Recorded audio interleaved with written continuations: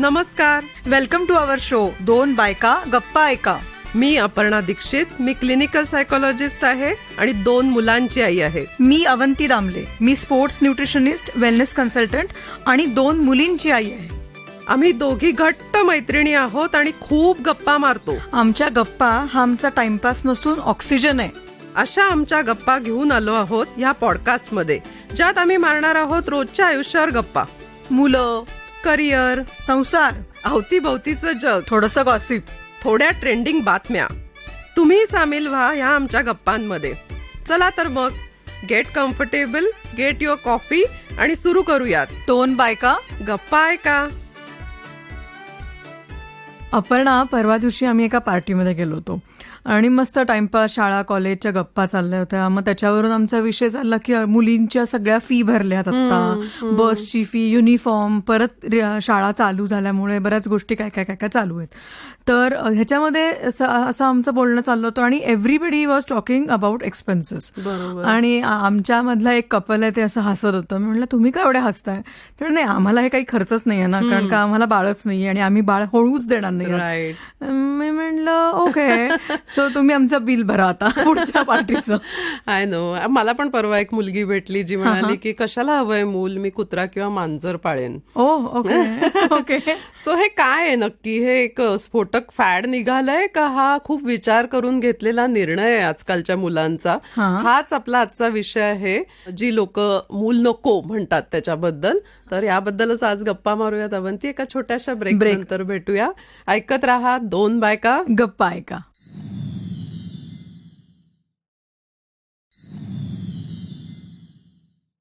Welcome back. तुम्ही ऐकत आहात 2 बायका गप्पा ऐका. आणि आपण आता बोलत आहोत आपण की कशाला हवं मूल, आपण एक पेट पाळू. हो. तर आत्ताची नवीन आलेली तू वेब सिरीज बघितली असशील, पेट पुराण नावाची. नाही, अजून नाही, पण खूप त्याच्याबद्दल चर्चा चालू आहे. छान आहे ती, अशी एकदम लाईट आहे आणि त्याच्यामध्ये एक छान कपल दाखवलंय आणि मग त्यांना सगळ्यांना विचारतायत की कधी होणार आहे बाळ, कधी तुम्ही प्लॅन करताय. Very typical. आणि मग ते कम टू द कन्क्लुजन की आपण आधी आपण बाळाच्या आधी आपण एक पेट पाळूयात आणि तयारी करूयात काइंड ऑफ, किंवा आपण फक्त पेटच पाळूया असं. त्यांनी काय असं कन्क्लूड नाही केलंय. Right right right. इंटरेस्टिंग. छान आहे सिरीज. आणि त्याच्यामध्ये एक माऊ आहे आणि एक कुत्र आहे. सो त्या दोघांना एकत्र प्रत्येकाच्या आपापल्या आवडीप्रमाणे ते पेट पाळतात एका घरामध्ये. मस्त इंटरेस्टिंग. आणि एक बुबू आणि एक माऊ असेल तर काय काय नाट्य घरात होऊ शकतं नीट माहितीये. आणि 2 मुलं आहेत माझ्याकडे, so I have a full house. आणि रोज काय कुठलं ना कुठलं तरी पुराण चालू असतं आमच्याकडे. पण आय नो दिस. मी आता सध्या हे इतकं ऐकतेय ना की मुलं मुली जे म्हणजे काउन्सिलिंगमुळे म्हण किंवा जनरल जी तरुण पिढी आपल्या आजूबाजूला आहे की केवढं झिकझिकी अगं हे पेरेंटिंग असं म्हणून दे आर रिअली थिंकिंग की whether they want a child or not. आणि मग ह्याच्यामध्ये मला दोन्ही ग्रुप्स दिसतात असे की एक दोघंही एका प्लॅटफॉर्मवर आहेत की आम्हाला नकोच आहे असं, किंवा एक जण असं डायसी आहे पण दुसरं म्हणजे maybe the female is dicey but the male is very firm. आणि मग त्यांना असं वाटतं की हिल कम अराउंड असं. तर ते मला थोडं रिस्की वाटतं. म्हणजे either you both should be very convinced की आपल्याला हे नकोच आहे, किंवा you know there should be space to reconsider the decision. Otherwise ते खूप डेंजरस होऊ शकतं. जर एकाला वाटलं की नाही I really want a child, तर ते नंतर जरा गडबड होऊ शकते असं वाटतं. त्यामुळे प्री मरायटल काउन्सिलिंग वगैरे जे आपल्याला वाटतं काय फॅड आहे हे, पण दीज आर व्हेरी पण गरजेचं आहे. हा, कारण लाईफस्टाईलच्या बरोबरीने व्हॅल्यू सिस्टीम पण एकमेकांची चेक करणे आणि डज इट मॅच, त्याच्यामध्ये हे सगळे मॅटर्स खूप महत्वाचे होऊ शकतात. की मूल हवंय का नाही, हवं असेल तर किती आणि कधी आणि किती अंतराने वगैरे बरेच मॅटर आहेत ना विचार करण्यासारखे. काय मस्त आहे ना. आपण जेव्हा आपलं लग्न झालं तेव्हा आपण हे काही म्हणजे विचारच नव्हता केला. आणि आपल्याला असं वाटत होतं हा असंच असतं, शिक्षण, मग नोकरी, मग लग्न, मग मुलं, आणि that's how life flows. Correct. पण आता म्हणजे पहिलं आयुष्यातलं एम होतं की मला आई व्हायचंय आणि मग करिअर करायचं, असं दोन्ही. करिअरच्या बाबतीमध्ये बरेच वेळा असं होतं ना की आपल्याला कन्फ्युजन होतं की ती फेज असते ना की साधारणपणे 25 ते 35 ह्या वयोगटामध्ये लग्न पण झालंय, बाळ पण पाहिजे आणि करिअर पण एकदम डिमांडिंग असतं, वेळा I देणं know. आणि जास्तीत जास्त प्रॉडक्टिव्हिटी दाखवता येईल अशी ती वेळ असते. मग तिथे थोडासा एक असं हे येत असेल हिकअप की अरे नाही आता मी कसं आणि करू. किती म्हणलं ना की नाही दोघं मिळून करू शकतात, वाढू शकतात, तरी पण देर इज दिस म्हणजे female has to give her म्हणजे ब्लड आणि सोल आणि एव्हरीथिंग आणि मिल्क आणि सगळं. सो त्या सगळ्यामध्ये किती ओढाताण होते. आपण गेलोय त्याच्यातनं. आणि आय थिंक आत्ताच्या मुली म्हणजे ती विंडो जी आहे तू म्हणते ती 25 ते 35 they are really thinking about it. काय अगं साधं तू बघ ना, डॉक्टर व्हायचंय किंवा PhD करतायत मुली, it takes years and years of commitment. आणि त्याच्यामध्ये प्रेग्नन्सी हा एक मेजर त्यांना हर्डल वाटू शकतो. You can absolutely imagine. So करिअरमध्ये येणारा हिकअप आहे. माझ्याकडे आता 2-3 पेशंट असे येत आहेत की त्यांना बाळ होऊन असे 15 दिवसच झालेत, म्हणजे अगदी ताजं बाळ म्हणतो ना आपण तसं ताजं बाळ आहे. आणि त्यांनी मला मेसेज केला की अवंती आम्हाला परत डाएट प्लॅन चालू करायचं. मी म्हटलं अगं आता तुमची प्रायोरिटी फक्त बाळाला फीड करणं. तर ती मला म्हणाली मी काय ATM आहे का, एनी टाइम मिल्क. मी म्हटलं नाही असं नाहीये, पण ती बाळाची गरज आहे. I know. तर म्हणे she wants to go back to the own figure. आणि ओके हा पण ते पण आहे ना बऱ्याच जणांना फिगर कॉन्शियस खूप आहेत मुली. किंवा it does play on your health ना, म्हणजे प्रेग्नन्सी आणि सगळ्या ह्याच्यानंतर तो हेल्थवर एक हे तोच परिणाम. तर maybe some girls are thinking की मला नकोय माझ्या हेल्थवर किंवा माझ्या फिगरवर जास्त, किंवा त्यांच्या बॉडी पोश्चरवर, त्यांच्या फिटनेसवर. किंवा आताच्या मुली अशा आहेत ना की बऱ्यापैकी बाहेर जाऊन काय टेकडी चढायला जात आहेत किंवा ट्रेक करतायत किंवा झुंबा करतायत. मग त्याच्या सगळ्यावर येणारी रिस्ट्रिक्शन त्यांना ती 9 महिने आलेली असतात. त्यांना असं वाटतं एकदा बाळ झालं की आम्ही फ्री आहोत आणि आम्ही सगळ्या ऍक्टिव्हिटी करणार आहोत लगेच. राईट. तर आणि आपल्या वेळेस असं होतं की बाळंतिणींनी पाण्यात पण हात नाही घालायचा आणि कानाला बांधून बसायचं. I think I am still carrying the weight, baby weight. की हे असंच होतं प्रेग्नन्सी आणि डिलिव्हरी नंतर असंच राहतं वजन असं एक आपलं. आणि इतकं ते डिंकाचे लाडू आणि अळीवाचे लाडू मला अजून आवडतात बाय द वे. मला so I know I can really understand त्यांचं काय होत असेल. आणि अजून एक ग्रुप आहे, म्हणजे माझा एक मित्र आहे, तो असा he is a very successful करिअरमध्ये. त्याची wife is a famous dancer आहे ती, आय थिंक कथक का भरत, आय एम नॉट शुअर. पण त्या दोघांचे करिअर्स असे खूप डिमांडिंग आहेत. आणि त्यांचं असं म्हणणं आहे की we owe it to society की अजून एक मूल किंवा अजून 1-2 मुलं आम्हाला नाही या वर्ल्डमध्ये आणायची. आणि this is how we want to go ahead की आम्हाला मूल नकोय. आणि मग त्याला असं खूप मी प्रश्न एकदा विचारले, पण त्याच्याकडनं असं आलं की म्हणजे माझं असं म्हणणं होतं की तुम्हाला एक पोकळी नाही का वाटणार जर तुम्हाला मूल नसेल तर. तो म्हणला ऑलरेडी आमचं खूप पॅक आहे आयुष्य आणि जर आम्ही मूल ऍड केलं तर we are adding to it, म्हणजे उतू जाण्या इतकं आमचं म्हणजे you know we are already consuming our energy time सगळं. आणि मग ते ऍडिशनल आहे मूल असं. तर त्यांना नाही वाटत आहे की अशी काही पोकळी होऊ शकेल मूल नसेल तर. आणि द बेस्ट थिंग इज की ते दोघं खूप त्या बाबतीत कन्व्हिक्शन दोघांचं आहे. सो त्यामुळे ते नक्की वर्क होईल. पण जर एखादा डळमळीत असेल ना तर दॅट बिकम्स अ प्रॉब्लेम असं वाटतं. अगं बरेच वेळा क्लिनिकमध्ये 40शी आल्यानंतर करिअर सेट झालंय आणि they have all the what ever they want in life, they have it and now they want baby. बरोबर. सो मग तिथे थोडंसं एक असं होऊ शकतं. आणि देन इट बिकम्स थोडी ओढाताण असते मानसिक. आणि मानसिक वगैरे फायनान्शियल आहे वगैरे किती महाग आहेत ना या गोष्टी. सो एक मुलीला मी असं विचारलं होतं तुला नंतर रिग्रेट नाही का होणार, तर ती मला असं खूप इंटरेस्टिंग तिने उत्तर दिलं की रिग्रेट कुठल्या गोष्टींचं होतं ज्या आपल्याला करायच्या असतात आणि आपण करत नाही. मला जी करायचीच नाहीये गोष्ट त्याचं मला कसं काय रिग्रेट होईल नंतर, असं तिने एकदम मला उत्तर दिलं. आणि म्हणजे आय जस्ट होप की तिला असा पार्टनर मिळतोय की जो यु नो सेम बोट मध्ये असेल. अदरवाईज कोणतरी एक जण गटांगळ्या खातोय या सगळ्या ह्याच्यामध्ये असं.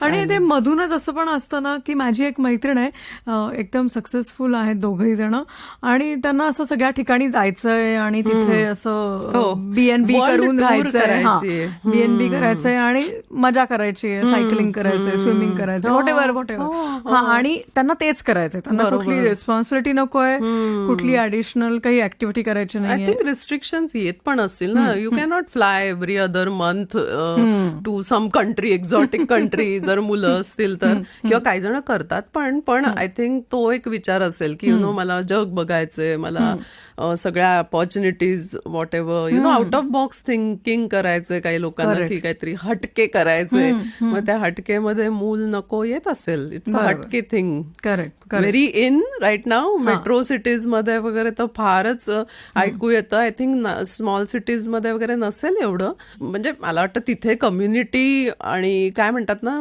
Joint families raise the children. त्यामुळे असं काही वाटत नाही की आपल्यावर सगळा भार येणार आहे. ज्या घरांमध्ये आजी आजोबा आहेत, काका काकू आहेत, त्या घरांमध्ये शेअर होते ना रिस्पॉन्सिबिलिटी.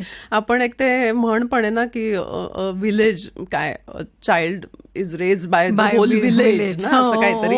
सो त्यामध्ये असं एवढं बर्डन येत नसेल मला असं वाटतं छोट्या सिटीज मध्ये. पण मे बी मेट्रो सिटीज मध्ये जिथे खूप करिअर ओरिएंटेड सगळं आहे आणि न्यूक्लिअर फॅमिलीज आहेत की जर बाळाला बरं नसेल तर मलाच माझं ऑफिस बुडवायला लागणार आहे हे माहिती असलं की पीपल स्टार्ट थिंकिंग ना की हे करता येणार आहे. पण तू जेव्हा म्हणजे बाहेर होतीस आणि तेव्हाच तुला दोन्ही मुलगे झालेले आहेत, तर त्यावेळेस ते juggling was difficult or it was easy? नाही वाटत मला एवढं आता आफ्टर थॉट. म्हणजे मला असं परत तेच वाटतं की आय वॉज सो नाईव्ह म्हणण्यापेक्षा की हे असंच असतं.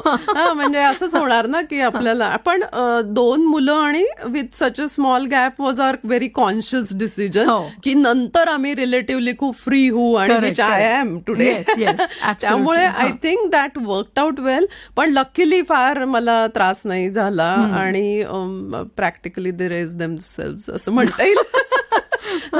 किंवा दोघं एकत्र असल्यामुळे ते असं होत गेलं, इझिली झालं. पण म्हणजे तुला काय वाटतं, तुला आर्यानुष्काच्या बाबतीमध्ये थोडेसे मला डिफिकल्टी आल्या, कारण का त्या खूप आजारी पडायच्या आणि मग दोघींना सगळं एकदम झालेलं आहे. म्हणजे कांजिण्या, गोवर, स्वाईन फ्लू, म्हणजे जेवढं काही व्हायरल जेवढी काही होती ती दोघी ऍट अ टाइम झालेले आहेत दोघींना. पण जुळ्याचं दुखणं एकाला झालं की एकाला. आणि आय नो तुमच्यात तर एकच वर्षाची म्हणजे खरंच जुळ आहे असल्यासारखं आहे. थोडं डिफिकल्ट होतं.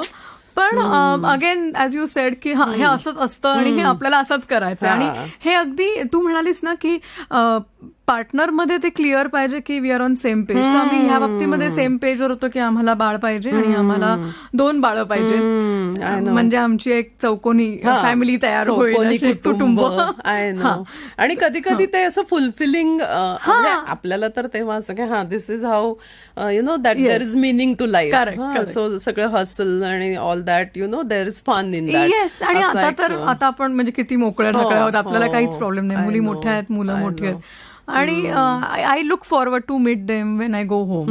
असं असतं. म्हणजे तू अशी लोक म्हणजे आता मी ह्या बाकीच्या जोडप्यांना बघते तर त्यांना असं असतं की नाही आमच्या माऊला आता ना घरी जायला पाहिजे मला, कारण का तिची खाण्याची वेळ आली आहे. मला आठवतंय आता मध्ये जरा मी एका कामासाठी गेले होते तर माझ्या काकूचा जीव असा खालीवर होत होता की का अगं नाही आम्ही कोणीच खाल्लेलं नव्हतं म्हणजे 6-7 तास. आणि तिचं म्हणणं होतं की एक भटकं कुत्रं घरामध्ये आहे आणि त्याला फीड करायचंय आणि त्याची भुकेची वेळ झाली. ते असतं, त्यांची इन्व्हॉल्वमेंट असते पेटमध्ये त्यांच्या. I know. बापरे, मला इतके नमुने माहिती आहेत की see I have a cat and a dog, पण ते काय माझी मुलं नाहीयेत. म्हणजे I don't call them my babies. पण आय नो पीपल की ज्यांचं ते बाळ असतं म्हणजे इतके दुःखी कष्टी होतात जर असं झालं की. माझं बुबू ऍक्च्युली असं मी समजायचं की माझं बाळ आहे, मी तशीच त्याला वावरायचे.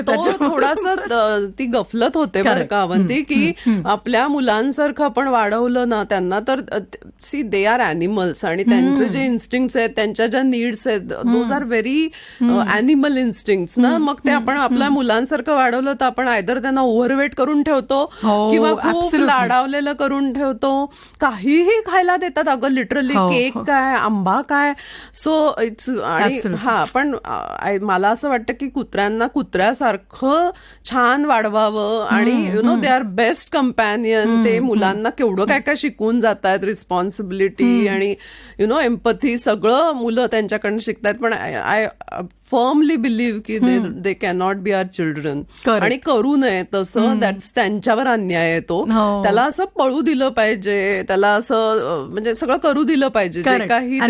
हा, आणि मांजरी म्हणजे ज्या अशा अलूफ राहतात त्यांना काय आपल्याशी घेणं देणं नसतं. आपण असं म्हणतो ना की आमचं घर आहे आणि आम्ही एक कॅट पाळली, तर त्यांचं असं असतं माझं घर आहे मी एक कुटुंब पाळलंय आणि ते मला खायला ठेवून देतात. ते इतके अलूफ असतात. मग ते तुम्ही सारखं त्यांना अंजरायला गोंजरायला गेलात ना, दे डोंट लाईक इट. मला असं वाटतं त्यांचा तो मूळ स्वभाव नसतो, कुत्र्यांचा असतो पण मांजरींचा नसतो. मग ते का असं करतात लोक मला कळत नाही. आणि मग if you have a pet instead of a child, then मग ते खूप एक्सपेक्टेशन्स होत असणार त्याच्याकडनं. आणि आय थिंक ते थोडंसं गफलत आहे त्याच्यामध्ये. मला एकदम असं एक वाचलेलं आठवतं, तोतोचान नावाचं एक पुस्तक आहे. तर त्या तोतोचान मध्ये तोतोचान असते, ती तिच्या भुबूवर खेळत असते, एकमेकांच्या अंगावर रोल करत असतात ते, आणि त्या कुत्र्याला अचानक काहीतरी होतं आणि तसं तिच्या कानाला पकडतो आणि चावतो आणि ते रक्त येतं. मग त्याला त्या कुत्र्याला पण बिचाराला खूप गिल्ट आलेला असतो की अरे तिला हा, आणि तो असा जाऊन बसतो कोपऱ्यामध्ये तिच्याशी असं नजर हे करून.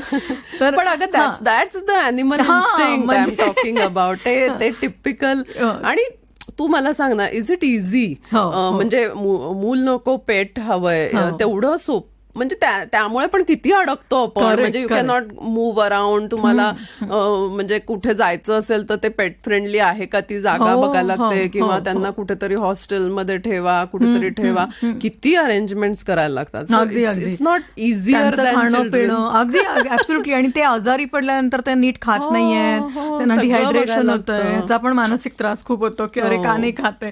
मला अजूनही आठवतं की आम्ही सकाळी 7च्या आत आमच्या भुबूला खायला घालायचो, कारण ती नंतर खायची नाही. उन्हाळ्याच्या दिवसामध्ये सोलापूरला खूप उकडतं, मग ती खायचीच नाही दिवसभर, ती उपाशी. उन्हाळ्यात अगं ते बिचारे आणि त्यांचं वजन पण कमी होतं. मला म्हणतात ना सध्या काय किती हा बारीक झालाय वगैरे असं एकदम. तर मी म्हणते असंच असतं, उन्हाळ्यामध्ये कमी खातात, ते गेन अगेन त्यांचं खूप. अगं तू बघ ना, त्यांचं पोट खराब असेल ना तर तो बरोबर जाऊन गवती चहा खातो बागेतला. म्हणजे ते इतके सेल्फ सफिशियंट आहेत. मग आपण उगाच त्याला आपलं औषध द्यायला जातो आपल्या बाळासारखं अगदी. सो ते गरजेचं नाहीये. They are their own animals. मला अजून एक आठवतं, म्हणजे आमचं कुत्रं रात्री 11 नंतर असं खूप जोरात भुंकायला लागायचं आणि माझे बाबा चिडायचे, म्हणून मी असं तिला थोपटून झोपवायचे. तर माझी मैत्रीण आली होती, ती म्हणाली अगं कुत्रं हे राखण करतं रात्रभर जागून, त्याला थोपटून झोपवतेस कशी तू. आणि दिवसा किती झोपा काढतात ते, असंच असतं त्यांचं सायकल. I know. गंमत. आणि लोक खरंच असं हल्ली चूज करतायत की पेट ओव्हर किड, म्हणजे असं होतंय जरा जास्त. पण आय थिंक दॅट्स समथिंग, म्हणजे मला नाही लक्षात येते हाऊ दॅट्स.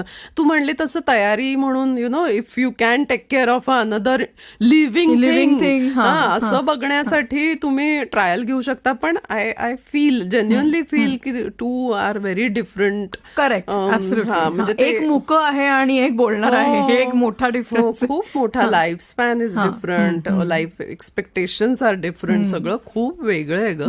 म्हणजे असं आय डोंट म्हणजे मला नाही समजत हे की मला मूल नको, मी डॉग पाळेन किंवा एक मांजर पाळेन.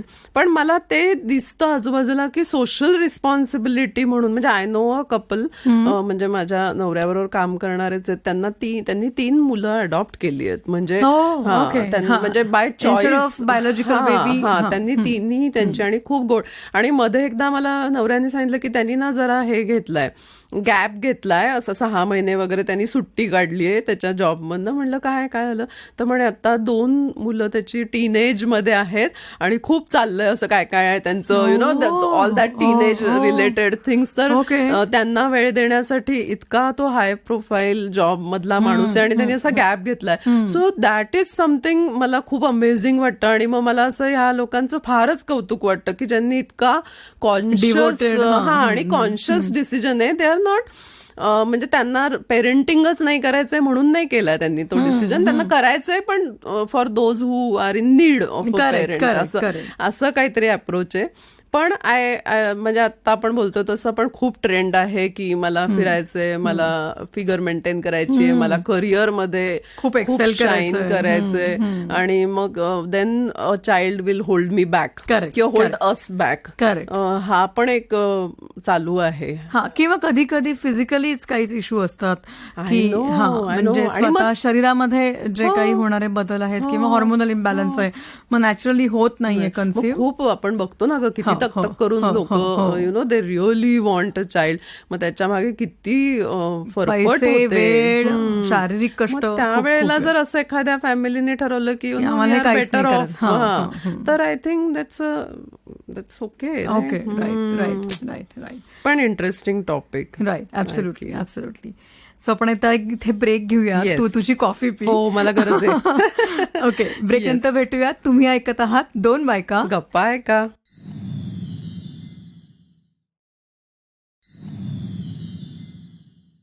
Welcome back. तुम्ही ऐकत आहात 2 बायका. गप्पा आहे का? आणि आपला आजचा विषय आहे कशाला हवं मूल, आपण पेट पाळूयात. येस. आणि आपण ह्याच्यामध्ये बघितलं की बरीच कारणं असतात. करिअर असतं, फिगर असते, सोशल रिस्पॉन्सिबिलिटी हो, असते, हो. किंवा फिरायचं असतं खूप Right. मनसोक्त हिप्पीसारखं. अशी बरीच कारणांमुळे लोक पेटकडे वळतात इन्स्टेड ऑफ हॅव्हिंग बायोलॉजिकल किड किंवा कुठलं पण एक बाळ. तर तर मला ना असं वाटतं की थोडंसं बॉलिवूडचा पण त्याच्यावर खूप इम्पॅक्ट असेल की मैंने प्यार किया मध्ये कबूतर असतं किंवा हम आपके है कौन मध्ये टफी असतो, आणि तो नसता तर सलमानला Stories पुढे माधुरीच गेली मिळाली नसती. सो असं, किंवा ते दूध का कर्ज, त्याच्यामध्ये साप दाखवलाय आणि तो तिला म्हणजे त्यात दूध त्यांनी प्यालेलं असतं म्हणून तो तिचं सगळं कर्ज दूध का करतो. बापरे. किंवा जॅकी श्रॉफचा एक सिनेमा आहे तेरी मेहरबानी, म्हणते ते कुत्रं त्याची सगळी शेवटची अंतविधी वगैरे करतं. म्हणजे इतकं तर बॉलिवूडमध्ये त्याच्यावर असं दाखवलं गेलं की पेट तुमच्या आयुष्यामध्ये क्रांती घडवू शकतात आणि त्याच्यामुळे कुठेतरी असं होत असेल. तर मला ह्याच्यावर आठवलं, लोक काही पाळतात ना, म्हणजे कबूतर, मांजर, कुत्रो, साप. सापावर म्हणजे एका मुलीनी अजगर पाळलेला असतो आणि तो खूप दिवस काही खात नसतो, म्हणून ती त्याला व्हेटरनरी डॉक्टरकडे घेऊन जाते. मग डॉक्टर विचारतात की तू किती दिवस झाले खात नाही? मग ती म्हणते की 2 महिने खात नाही तो, आणि मला खूप वाईट वाटतं तो खात नाहीये. तो बिचारा रात्री मला एकदम चिकटून झोपतो मिठी मारून, असं पूर्ण विळखा घालून.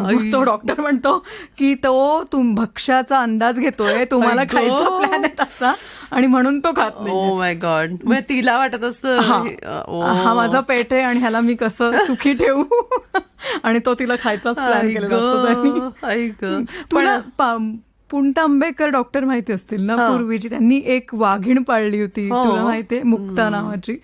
तर ती मुक्ता का काय वेगळं नाव आहे मला आता आठवत नाहीये, पण ती त्यांच्या घरात असायची ती वाघीण. म्हणजे हो, आणि नाशिकचे होते ते, आणि त्यांच्या घरात ती बसलेली असायची. त्यांच्यावरचं पुस्तक पण आहे त्यांचं, छान आहे ते पुस्तक. आणि मग त्यांना किती वाईट वाटलं की ती त्यांना भेटणार नाहीये, आणि मग त्यांनी ती झू मध्ये ठेवल्यानंतर जेव्हा ते तिला परत भेटायला गेले तेव्हा तिने त्यांना एकदम येऊन मिठी मारली होती. इतकं प्रेम होतं, म्हणजे वाघ आणि माणूस असं एकमेकांवर एवढं प्रेम करतात, असं खूप कमी असतं. आणि मला असं वाटतं की ना त्यांना त्यांच्या नॅचरल हॅबिटॅट मध्येच राहू दिलं पाहिजे. साधा आमचा जोजो आता आम्ही गावाकडनं पुण्याला आणलाय, तर तो फरशीवर एवढा घसरतो पळताना, आणि मग मला असं वाईट वाटतं. म्हणजे actually he belongs in that habitat. मग शनिवार रविवार तो गेला की असा सुसाट तो पळत असतो, कारण त्याचं घर ते आहे.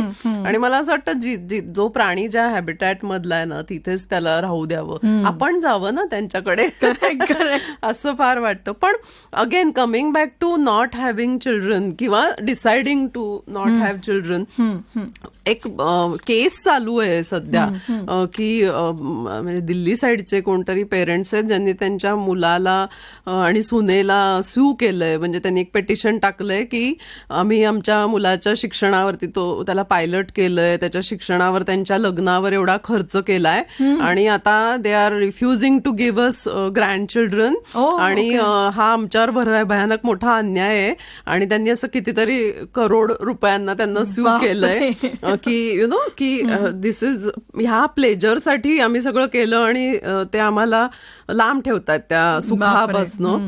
तर मग दिस मेक्स मी थिंक की खरंच हा फक्त फक्त त्या 2 माणसांचा डिसिजन आहे का, म्हणजे there are so many other parties involved ना, की जे म्हणू शकतात की नाही but this is not something you can choose by your self. आम्हाला आमच्याबद्दल काय, म्हणजे ते दुधावरची साय असते, नातवंड, मग त्या पेरेंट्सना एक असं असू शकतं. म्हणजे आय नो सम आई वडील की ज्यांनी असं मुलांना सांगितलं की आता करा तुमचं मूल, म्हणजे आम्ही वाढवू शकतोय,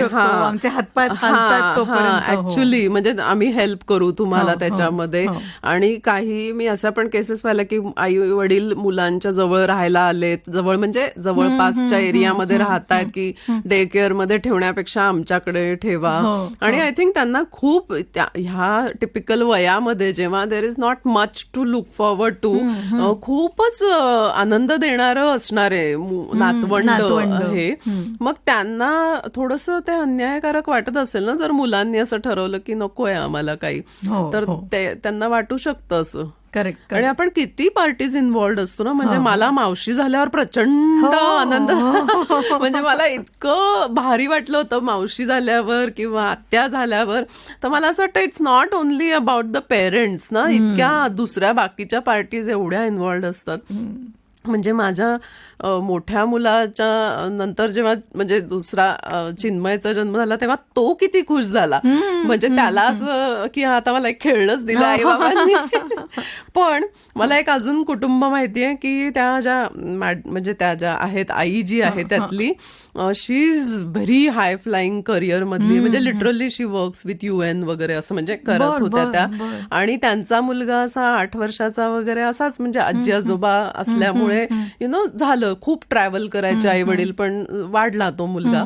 आणि मग साधारण तो 7-8 झाल्यावर यांना वाटायला लागलं की may be he needs a sibling, मग आपल्याला काही अजून विचार केला पाहिजे का वगैरे असं त्यांनी सुरू केल्यावरती त्यांनी स्वतःच ही स्टोरी सांगितली. तो म्हणला, मी असं आईला जाऊन म्हणलं की आई डोंट हॅव अनदर चाइल्ड, मी होतो म्हणून निभावून नेलं, अजून तुम्ही कोणाला इकडे आणू नका या वर्ल्ड मध्ये, आणि इट्स नॉट इझी असं त्यांनी आई वडिलांना सांगितलं. आणि त्यांना पटलं ते की म्हणजे इतकं सोपं नाही होणार विथ देअर डिमांडिंग करिअर्स असं. आणि तो इतका गुणी मुलगा, आणि त्याने असं खूप छान, तो स्वभावाने पण खूप छान होता, त्यामुळे त्याला असं माहिती होतं की मी आहे म्हणून चाललंय हे सगळं, दुसरं कोणी अजून ह्याच्या त्यांनी आणलं तर अवघड होईल असं त्या मुलांनी आई वडिलांना सांगितलं. पण मला अजून पण काही लोक माहिती आहेत की खूप करिअरिस्टिक आई आणि वडील असल्यावर त्यांना असं झालं की मग तुम्ही का मुलं केलीत ना, म्हणजे जर तुम्हाला वेळ देणं शक्य नव्हतं किंवा तुम्हाला म्हणजे अवघड झालं आम्हाला वाढवणं, तर असं असा जाब विचारलेलं पण आहे मुलांनी आई वडिलांना की एवढे तुम्ही करिअरमध्ये भारी होतात तर मग you should have dropped having child idea. तर ते असं होऊ शकतं, म्हणजे त्यामुळे तो जो बॅलन्स साधायचा असतो ना, तो कधी कधी म्हणजे गंडू शकतो. माझ्या ओळखीत आहेत 2 जण, त्यांना ती रिस्पॉन्सिबिलिटीज घ्यायची भीती वाटते. त्यांना असं वाटतं की मे बी त्यांच्या हातून काहीतरी चूक होईल आणि त्या बाळाला काहीतरी इजा होईल, किंवा ते बाळाला विसरूनच जातील, किंवा काहीतरी असं होईल, आणि मग ते don't want to face that, म्हणून त्यांना बाळ नको. अजून एक आता मी काय बघते माहिती का, पूर्वी असं होतं की आमचं दोघांचं जरा नीट जमत नाहीये तर let us have a child, आणि मग कदाचित त्यांनी आमचा बॉन्ड आणि आता एकदम ऑपोजिट आहे, आमचं पटत नाहीये तर काय आम्हाला बाळ नको. करेक्ट. पण I think that's a better मुलांची होणारी फरफट. कारण असं कधीच झालेलं नाही की बाळामुळे त्या दोघांचे रिलेशनशिप चांगली झाली, असं रेअरली होत असेल. पण तुम्ही आधी झालं असेल की ते प्रेशर येऊन ते असंच ठीक आहे आता चला आपण कंटिन्यू करू. खरंच वाटतं लोकांना असं की आपलं एवढं नीट पटत नाही तर चान्स घेऊन बघूया, मे बी त्याच्यानंतर थोडंसं चांगलं होईल, इमोशनल इन्व्हेस्टमेंट जास्त होईल. पण you bring another angle to the problem असं होऊन जातं ते. तर आय नो दोन्ही एक्स्ट्रीम्स होऊ शकतात की either they decide not to have a child because आपलंच नीट अजून माहित नाहीये, वर्क होईल नाही होईल, किंवा पूर्वी हे फार ऐकू यायचं की म्हणून मूल करूया की कदाचित सुधारेल आपलं. करेक्ट. कुठेतरी एक फिअर आहे तो एक प्रकारची भीती आहे की आपण बाळाची एकतर खूप जबाबदारी घेऊ शकणार नाही आहोत किंवा घ्यायची इच्छाच नाही, दोन्हीपैकी एक काहीतरी आहे. आणि पण त्यांना ते प्रेम पाहिजे, ते कडलिंग पाहिजे, किंवा त्यांना तो असं म्हणजे दरवाजा उघडल्यानंतर जो मिळतो आनंद की आपली मुलं आपल्याला येऊन भेटणं. रिअली असं कोणी येत नाही आमच्याकडे. आम्ही जाऊन दारं वाजवते त्यांची, या आता बाहेर जेवायला. पण माझ्या मुली येतात, चिव चिव चिव चिव चिव चिव असते. माय डॉग डज दॅट. आणि that's why I get it की काय का असं वाटत असेल की मूल नाही तर निदान यु नो पेट पाहिजे. मग ते पेट दरवाजा उघडल्यानंतर तुझा जोजो पण येत असेल, तुझी माऊ पण येत. माऊ नाही येत, माऊ येत नाही, माऊ नाही येत. ती खायला हवं असलं कीच येते. ती सॉर्टेड आहे आयुष्यामध्ये, नक्की काय पाहिजे तिला त्याच्या बाबतीत. Yes, exactly. पण या इट्स फनी, म्हणजे खूप सध्या ऐकू येतंय आणि दोन्ही एक्स्ट्रीम्स हे आहेत. म्हणजे आणि तुला गंमत माहिती का ही, की एक पर्टिक्युलर समाजच असा विचार करतोय ना, म्हणजे वन पर्टिक्युलर कम्युनिटी जास्त असा विचार करतोय. आणि देर आर सम पीपल की ज्यांची 4-4, 5-5 चालूच आहे, म्हणजे घरचा बँड तयार करायची तयारी चालू आहे. आणि दॅट इज स्केरी ना, हा जो इम्बॅलन्स होणार आहे की दोज हू आर इंटेलेक्च्युअल्स आणि जे काहीतरी भारी आणू शकतात ते विचार करतात की कशाला मूल वगैरे. आणि देर इज अनदर कॅटेगरी जे खूप वाढवत चालले. So that can be a scary fact tomorrow. So ह्याचा फ्युचरवर पण इम्पॅक्ट होऊ शकतो. I think so. मला असं थोडंसं असं वाटतं की आय डोंट नो म्हणजे कसं होऊ शकतं, पण एक असं नक्की होऊ शकतं की समाजावरचा त्यांचा म्हणजे समाजावरची रिस्पॉन्सिबिलिटी वाढू शकते अशा लोकांची. Maybe we will need more old age homes, hospices जास्त लागतील, कारण यु नो की people who don't have anybody to look after. म्हणजे जरी लुक आफ्टर लांब न केलं तरी there is you know somebody is there to look after. असं आपण काय असं म्हणत नाही की आपल्या मुलांनी येऊन बसावं आपल्या उशाशी, पण मला थोडं ते स्केरी वाटतं. म्हणजे इफ आय एम म्हणजे गिव्हन अ चॉईस, तर मला असं वाटतं की नाही, आय म्हणजे असा वंश वाढवायचा वगैरे असं नाही, but I would like to leave something behind, you know, which is like my blood and soul असं.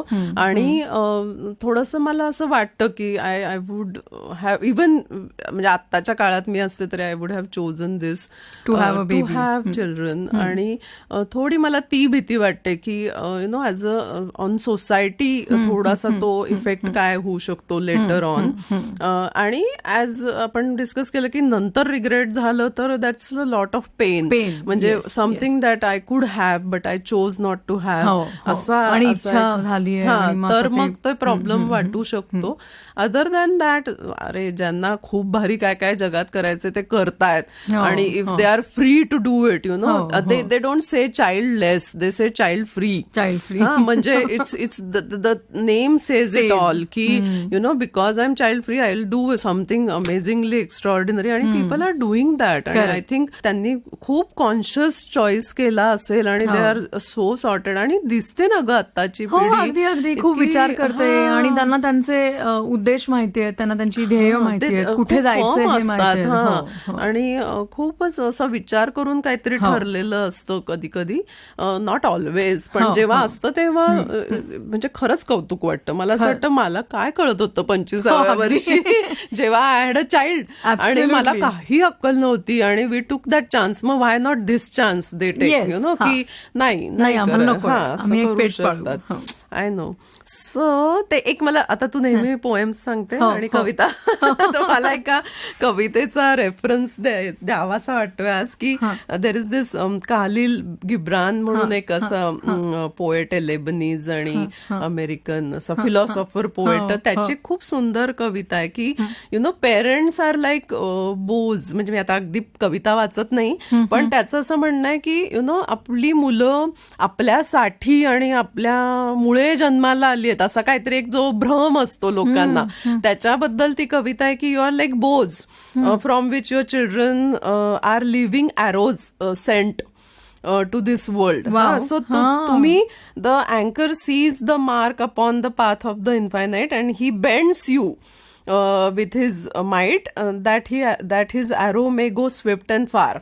So हे जे बाण आहेत मुलं नावाची ती लांब आणि सुंदर खूप जोरात तुम्ही सोडू शकावे म्हणून तुम्हाला स्वतःला बेंड करायला करायची लागतं. गरज आहे. सो हा आणि then you don't owe them म्हणजे तुम्ही त्यांच्यावर काहीच असं नाही माझ्यामुळे माझ्यासाठी असं काही माझ्यामुळे नाही. असं नाही करायला पाहिजे बिकॉज यू आर दोज बोज आणि दे आर द अॅरोज आणि ते उडणारच आहेत लांब आणि the more you know you will have fun in it म्हणजे ते बेंड होण्यामध्ये जेवढी तुम्ही मजा शोधाल तेवढं सगळं छान होणार आहे. Correct. तर इतकी सुंदर कविता आणि मला ते- पॅरेंट्स आर लाईक कॅटलिस्ट जे ती actually. प्रोसेस ट्रिगर हा करते. आणि म्हणजे थोडंसं तू नेचरचा स्वभाव म्हणजे फिनॉमिनन बघितला तर रिप्रोडक्शन इज द प्रायमरी गोल. म्हणजे सगळंच रिप्रोड्यूस करण्याच्या मागेच लागलंय ना सगळंच म्हणजे एव्हरीथिंग कोविड नाही का?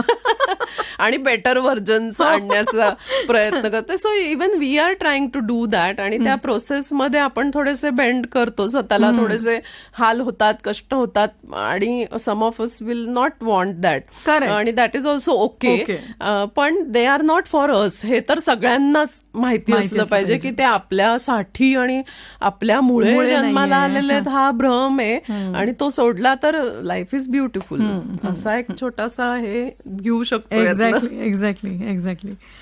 सो मस्त हा विषय छान आहे. मुलं खूप विचार करतात आणि येणारी नवीन पिढी खूप विचारी आहे.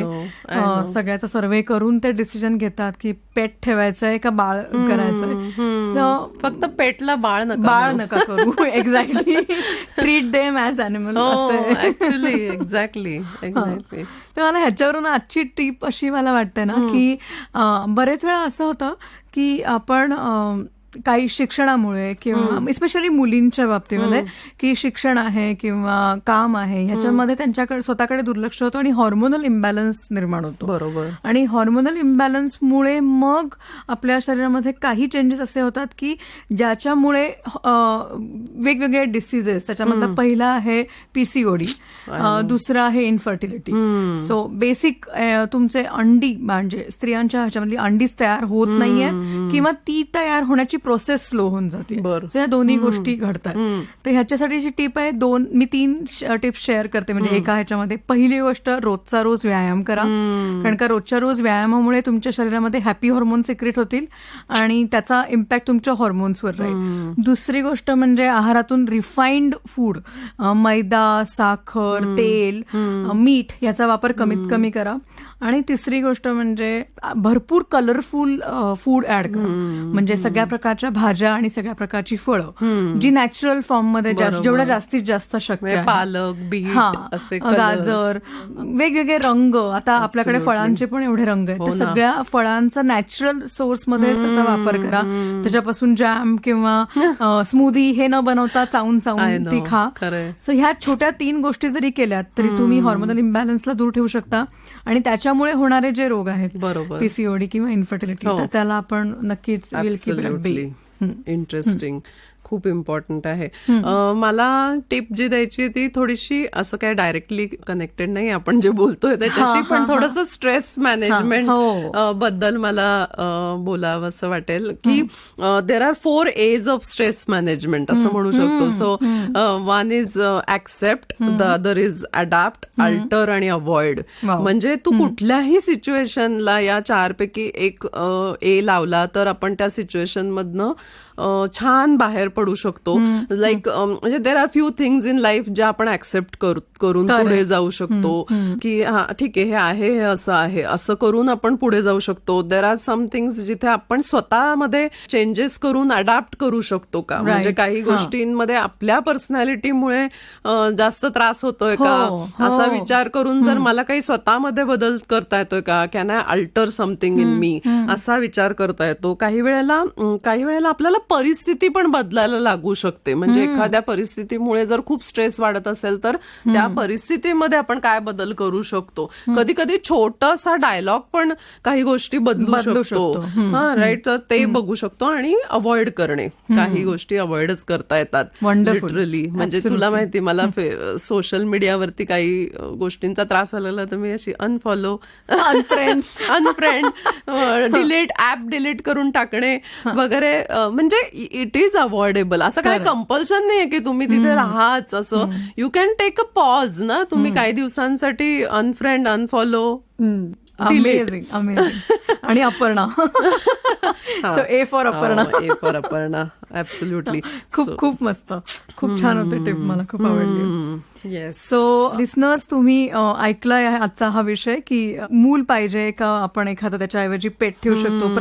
प्रत्येकाचे काहीतरी प्रोज अँड कॉन्स आहेत. येस. तर अवंती, आज काय इंटरेस्टिंग विषयावर आपण बोललोय की आजकाल खूप मुलं मुली आहेत ज्यांना असं वाटतंय की maybe I don't want a child, आणि चाइल्ड फ्री राहायचंय आम्हाला.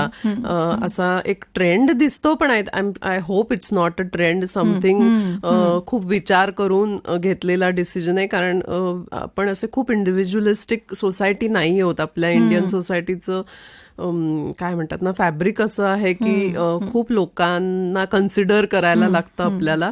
पण ज्यांनी असं ठरवलंय त्यांनी तो खूप कॉन्शियस डिसिजन घेतला असेल, आणि जे ठरवण्याच्या प्रोसेसमध्ये आहेत ते थोडा विचार करतील, आपल्या आजूबाजूच्या लोकांशी बोलतील.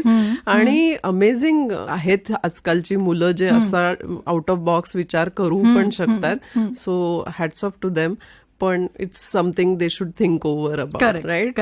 सो खूप मजा आली आजच्या या विषयावर बोलायला. Interesting topic, right? Yes, yes, lovely. आणि तुझी टिप पण खूप मस्त होती. तर लिसनर्स, वेळ कुठे गेला कळलाच नाही. तर आजच्या गप्पांना देऊयात आता फुल स्टॉप. होप तुम्हाला आजचा एपिसोड आवडला असेल आणि काहीतरी टेक अवे नक्कीच मिळाला असेल. तुम्ही आमच्याशी कनेक्ट करू शकता आमच्या इंस्टाग्राम आणि फेसबुक हँडल IVM पॉडकास्ट्स वरती. आणि आम्ही दोघी पण या इंस्टाग्रामवर आणि फेसबुकवर आहोत. लवकरच भेटूया नवीन विषयावर दिलखुलास गप्पा मारायला पुढच्या एपिसोडमध्ये.